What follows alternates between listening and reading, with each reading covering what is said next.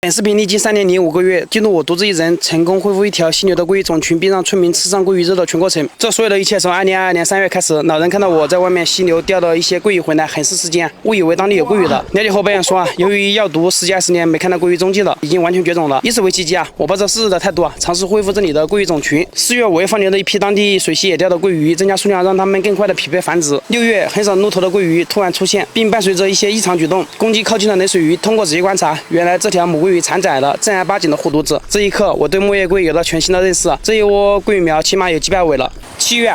溪流里的湖饵食物充足，鲑鱼以不可思议的速度成长。这个时候，母鲑鱼还是一直守护着它们的幼崽。通过观察，鲑鱼苗的数量少了一部分，有可能被马口等食肉类鱼类吃了一些。这是我首次测量恢复的小鲑鱼苗，第一次当爸爸，内心还是很激动的。8月，鲑鱼苗完全脱离母体庇护，此刻它们像极了刚毕业的牛马，努力去适应未知的世界。通过走动观察，我发现了一个让人激动的现象：以繁殖点为中心上下游几百米都出现了鲑鱼苗的身影。这个时候，鲑鱼好像已经开始划分领地范围。此刻的它们或躲在暗处，或悬浮不动，随时偷袭路过的小鱼小虾。此时的鲑鱼苗最大个体已经接近6厘米。9月出现了几十年罕见的高温大旱，溪流水急剧减少，山上的树叶一捏就碎，水坑旁都是奄奄一息的鱼苗。目前就仅存的水潭里面还有一些鲑鱼苗存活。盼星星盼月亮发展起来，鲑鱼苗种群走了90%。10月干旱终于过了，幸存下来的鲑鱼苗已经和里面的冷水鱼打成一片。为了测量个体生长情况，我选择了最爱的钓鱼方式——浅钓鲑鱼。大家也发现了，鲑鱼开始横向生长，已经有掠食者的气势了。11月，经过5个月的疯狂生长，鲑鱼苗个体已经接近成年，它们已经无惧马口，时不时追逐骚扰其他冷水鱼。此刻它们的身长已经到达了12至14厘米，俨然有了水域霸主的气势。2023年2月，担心的事还是发生了，开始河道清理和改造，溪流山泉水变死水，水下毫无生机，水质已经彻底废了，鲑鱼繁殖点团灭。好在有一些水潭不受影响。3月，真是屋漏偏逢连夜雨，这回更狠，直接水泥砂浆洗地，彻底完犊子了。幸好我发现及时，抢救了几条木叶龟回来，但是也有不同程度被水泥砂浆伤到。好在经过2天时间大量冲洗干净山泉水，也算是抢救过来了，只能放入原生池暂养。7月，鲑鱼团灭，我觉得所有的努力都白费的时候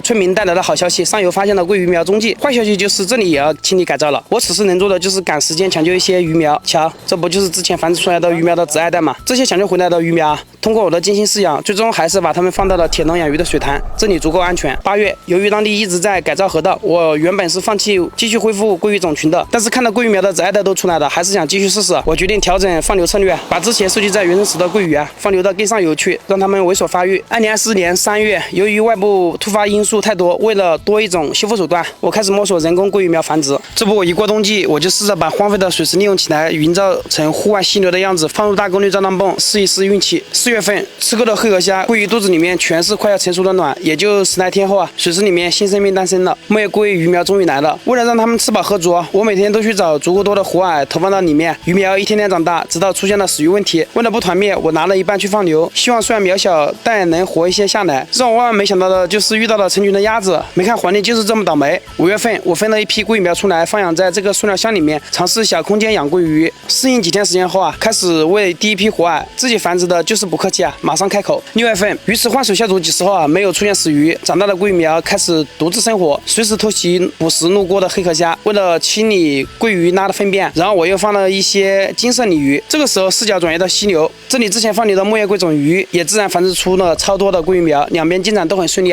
7月份，意外发现鲑鱼身上出现了红点，然后养的金色鲤鱼事与愿违，疯狂拉屎，水质有些恶化，简单弄了一个过滤装置效果也挺不错。此时的鲑鱼作为高端的猎食者，懒洋洋晒起了太阳。再看塑料水箱里面鲑鱼苗的变化，在我细心的照顾下，鲑鱼苗长大了不少，具备了一定的互动性，它们也很好适应了这种小空间环境。我好奇把小青蛙丢进去，好家伙，鲑鱼苗太凶了吧！这完全新开的一个菜谱。8月份，水池里面的鲑鱼苗最大长到了12厘米，它们大量进食，我也没有足够的黑河虾伺候准备给它们开启自然试炼。清食后，我选了一些大个体的，全部投放到溪流里。其实有这么大的，也不用担心它们在野外的适应能力而塑料水箱这边，鲑鱼苗排出的粪便越堆越多，我就找到一些根茎发达的石菖蒲水杨梅，给它们做过植物过滤器，净化水质。由于鲑鱼对黑河虾的需求越来越大，我尝试自己开始繁殖黑河虾，自产自销。9月份，我观察了几次户外放流的鲑鱼苗，它们已经妥妥成了水域的霸主，悬浮水中该吃吃该喝喝，就连凶猛的马口也不敢接近。我们再看一下塑料水箱这边，由于鲑鱼苗个体差异越来越大，我准备了12个收纳箱串联分开饲养，这样就能保证小体型的鲑鱼苗有足够的黑河虾吃，减少被其他大鲑鱼以大吃小的风险。12月份还是和往常一样，继续观察之前放流的水域，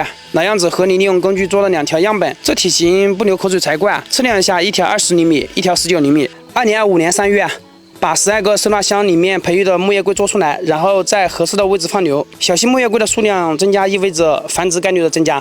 5月之前放流的木叶龟开始发力，陆续繁殖，迎来了观测历史极值，一窝窝的鲑鱼苗遍地开花。上下有很多村民告诉我，他们说经常能看到大小不一的鲑鱼出没。现在鲑鱼种群数量到底发展到什么阶段了，谁也不清楚。2025年6月底遇到了超大洪水，持续了整整41个月的恢复鲑鱼种群的行动迎来终极验收。洪水消退后，公路上遍地都是大小不一、逃命的木叶龟。大家先跟着我的镜头看看。